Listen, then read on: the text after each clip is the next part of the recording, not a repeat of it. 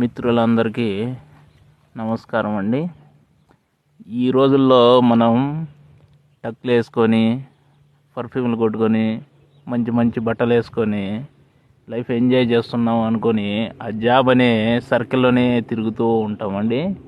నిజానికి ఒక 50 సంవత్సరాలు అటు అయిందండి వెనక చూసుకుంటే లైఫ్లో మనకంటూ ఏది ఉండదు. మనం లైఫ్లో చాలా మిస్ అవుతాం. అలాగే ఆరోగ్యంగాని చెడిపోతుంది. ఇలాగే పూర్వకాలంలో చూసుకుంటే మన తండ్రులు కానీ వాళ్ళు నాన్న అంటే మన తాతగారు అందరూ ఏదో ఒక వ్యవసాయ వృత్తి నుంచినే వచ్చింటారు.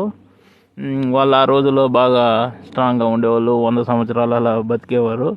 కారణం వాళ్ళు సహజ సిద్ధమైన ఈ నేచర్ ప్రకృతిలో టైం ఎక్కువ స్పెండ్ చేయడం వల్ల వాళ్ళ హెల్త్ బాగుండేది. కానీ ఈ రోజుల్లో మనము ₹1,00,000 శాలరీ తీసుకుంటున్నా కానీ ఆ శాలరీ మనకి ఎలాగో 5వ తారీఖు 500కి ఈఎంఐల రూపంలో ఖాళీ అయిపోతుంది. దానికి తోడు మన హెల్త్ పాడైపోతుంది. నేను చెప్పేది ఏంటంటే ప్రకృతిని ఆహ్వాదించండి.